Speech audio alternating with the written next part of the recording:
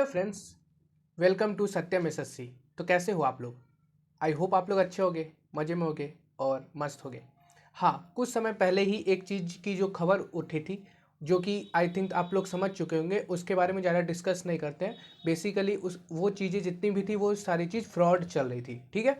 तो उस चीज़ों का भ्रम आप छोड़ देते हैं और आज 10 फरवरी शिफ्ट 1, जो कि भाई ने अभी अभी तुरंत ही थोड़े देर पहले ही पेपर दे के निकला हूँ, ठीक है, एग्जाम्स के साथ। उसके बाद मैं एकदम ऑनेस्ट के साथ आपके साथ बताने वाला हूँ आखिर क्या पूछ रहा है, कैसे पूछ रहा है, सारी चीज़ें को एकदम आसान भाषा में। और हाँ, एक चीज़ जो सबसे इम्पोर्टेंट चीज़ है कि मैंने 2-3 दिनों में ना कुछ ऐसा ढूंढ लिया आप लोगों के लिए, अगर वो चीज़ आप कर लेते हो ना भाई, 4 क्वेश्चन एक्स्ट्रा बना ले जाओगे। और जो मैंने ट्रेंड थोड़ा सा नोट कर पाया हूँ, देखो ज़्यादा मुझे भी आइडिया नहीं लग पाया है क्योंकि क्या ट्रेंड है इस हिसाब से तो नहीं, लेकिन हाँ कुछ चीज़ों में मैं आपको आने वाले शिफ्टों में जो भी पेपर बनने वाला है उसमें आप एज प्राप्त कर सकते हो, ठीक है। क्वेश्चन सेम रहेंगे ये कहना मुश्किल है, पर हाँ इससे ऊपर ऊपर भी पढ़ लोगे ना तो ऑप्शन एलिमिनेशन से भी आप वो चीज़ें को कर लोगे। हाँ, तो पहले हम चलते हैं। पहले मेरा पेपर जो था वो हम बात कर लेते हैं। मेरा पेपर पटना में पड़ा था, ठीक है, बापू परीक्षा परिसर में। अगर आप लोग कुछ लोग जानते होंगे तो बहुत अच्छा खासा मतलब सेंटर काफ़ी बढ़िया है और इस बार पहला पेपर पड़ा है, ठीक है। 7:30 बजे रिपोर्टिंग टाइमिंग थी, 8:30 बजे तक मैं चला गया था। 9 बजे से पेपर 10:30 बजे तक थे। लैब वैब में सारा कुछ घुस गया। उसके बाद फिर होती है स्टार्ट जैसे होती तो मैंने रीजनिंग को देखा तो रीजनिंग बहुत ही लो लेवल का पूछ रहे हैं, बहुत ही लो। लेकिन फिर भी ये नहीं कहा जा सकता है लो लेवल में, क्योंकि 3 क्वेश्चन उन्होंने भी अच्छे लेवल के पूछे थे, अच्छे लेवल के। जैसे कैलेंडर का सवाल अभी देखोगे तो नहीं बन रहा था और अचानक ट्रेंड में आ गया। तो मेरे को दिमाग में तो वैसा नहीं था कि कैलेंडर का मैं बना पाऊँ, लेकिन उस समय एलिमिनेशन से कुछ तरीके से, क्योंकि मैं जो कैलेंडर का क्वेश्चन बनाया वो बनाया थोड़े ट्रिक लगा के, ठीक है। ट्रिक कैसे लगा के, जैसे मैथ्स मैनिया करके एक वीडियो है, आप लोग कैलेंडर का सर्च कर लेना, जो कि रीजनिंग पढ़ाते हैं, तो वहाँ पे उन्होंने बहुत अच्छे से एक्सप्लेन किया। या फिर किसी भी टीचर से रीजनिंग के लिए कैलेंडर का टॉपिक्स मस्ट है, आप लोग पढ़ के जाना। क्योंकि देखो, एक तो सबसे पहली बात, रीजनिंग पे हम फोकस आपको ज़्यादा भी नहीं बोलेंगे कि दो, क्योंकि ये एक स्कोरिंग सब्जेक्ट है नहीं। असली स्कोरिंग आपको इंग्लिश और जीएस में है, ठीक है। तो रीजनिंग में आपको बेसिकली सारे क्वेश्चन आपको बन जाएंगे। एक आपको कैलेंडर है जो डिस्टर्ब कर सकता है, तो आप लोग देख सकते हो। दूसरा सेक्शन मैथ्स की बात की जाए तो मैथ्स में 20 क्वेश्चन है और 20 क्वेश्चन में एकदम सिंपल सिंपल क्वेश्चन पूछ रहा है। सबसे ज़्यादा बोर्ड मास पूछ रहा है। बोर्ड मास में भी एकदम सिल्ली सिल्ली करने के बहुत चांसेस है, क्योंकि हमारी लोगों में एक टेंडेंसी होती है कि जहां हम लोग इजी देखते हैं ना, जैसे एक ही क्वेश्चन था जो कि बोर्ड मार्क्स पे रिलेटेड था, वो चीज़ें मैं फंस गया था। मैंने 2-3 बार आराम से किया, उसके बाद हुआ। तो सिल्ली होने के बहुत चांसेस है, तो बोर्ड मार्क्स थोड़ा सा पढ़ लेना, किसी से प्रैक्टिस कर लेना, ठीक है। बोर्ड मार्क्स तो यहाँ से आपका मैथ और चीज़ें खत्म हो जाती है, क्योंकि इसके ज़्यादा कुछ है ही नहीं। मैथ और रीजनिंग में मैथ और रीजनिंग बहुत ही सिंपल पूछ रहा है। नेक्स्ट सेक्शन पे आ जाते हैं, जो आई थिंक आप लोग भी उसके लिए ही जानने के लिए बेताब हो। इंग्लिश सेक्शन में, तो इंग्लिश सेक्शन में हम पूरी तरह से आपको question paper as it is next क्या पूछने वाला है उसका पूरा सा आइडिया आपको देने वाले हैं। तो देखो, इंग्लिश में सबसे पहले बात की जाए, तीन तीन आपको PQRS देखने को मिले, हाँ। और तीनों PQRS S1 S6 S1 S5 वाले जो PQRS होते हैं उस टाइप के देखने को आपको मिल रहा है। तो PQRS का लेवल बहुत ही अच्छा लेवल का पूछा गया है। मतलब CGL के जो लेवल है उसी का बोल सकते हो मॉडरेट लेवल। CGL थोड़ा यहाँ पूछता तो MTS थोड़ा सा यहाँ डाउन गया, पर S1 और S5 वाले भाई बहुत ही सिल्ली हो सकती है और बहुत ही लॉजिकल जो है, बहुत ही गंदा वाला पूछ रहा है। तो आप लोग PQRS को अच्छे से S1 S6 वाली कोई भी वीडियो, चाहे रानी मैम की हो या फिर आप किसी की भी S1 S5 वाली वीडियोज देख लेना। बात करते हैं दूसरी बात क्या है, वो कैब काफ़ी बेसिक पूछ रहा है, कोई ज़्यादा नहीं पूछ रहा है। तो मैं ज़्यादातर सजेस्ट करूँगा कि आप किसी की भी वो कैब जो होती है, जो मिनिमम जैसे ब्लैक बुक है या फिर कोई भी बुक्स है, उसमें बेसिकली जो टॉप 200 होते हैं ना रिपीटेड वो कैब, जैसे मेरे में पूछा था इनक्रेडिबल, दूसरा पूछा था आई थिंक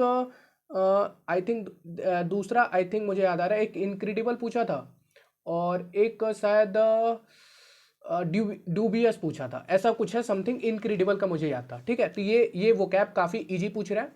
फिर नेक्स्ट सेक्शन आता है पैसेज का। तो भाई पैसेज पूछ रहा है, क्लोजनेस बहुत लोगों को लगा तो, बट पैसेज पूछ रहे हैं। और पैसेज में भी थोड़ी सी खास बात है, एक जो होती है ना कि किसी पैसेज का अगर आप पढ़ते हो तो एक एक चीज़ें होती है कि बताओ ये पैसेज कैसा रहा।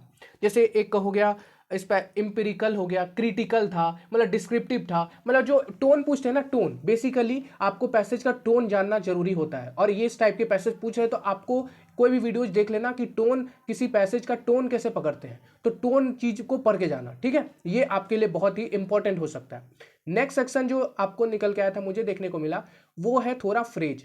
फ्रेज में थोड़ा घुमा के पूछ रहे हैं। जैसे एक क्वेश्चन था जिसमें owing to, according to, besides on and I think कह सकते हो एक अकॉर्डिंग टू, ऐसे करके एक फ्रेज बनाए थे और एक स्टेटमेंट लेके गए थे।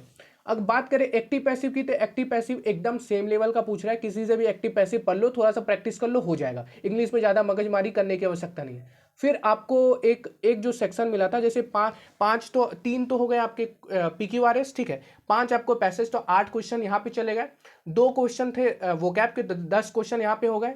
फिर आई थिंक कहते हो तो 3 स्पेल्ट वर्ड पूछने को मिला था। एक पहला स्पेल्ट वर्ड जो था वो था आई थिंक ब्रिलियंस, डेफिसेंस एंड डेफिसेंस के बाद एक था इन्वेंशन, और एक जो था वो फ्लोरा, हाँ एक फ्लोरा फोना, इस टाइप का करके स्पेल्ट वर्ड 3 पूछ रहे हैं। तो 13 क्वेश्चन आपको यहाँ से देखने को मिल जाते हैं, ठीक है।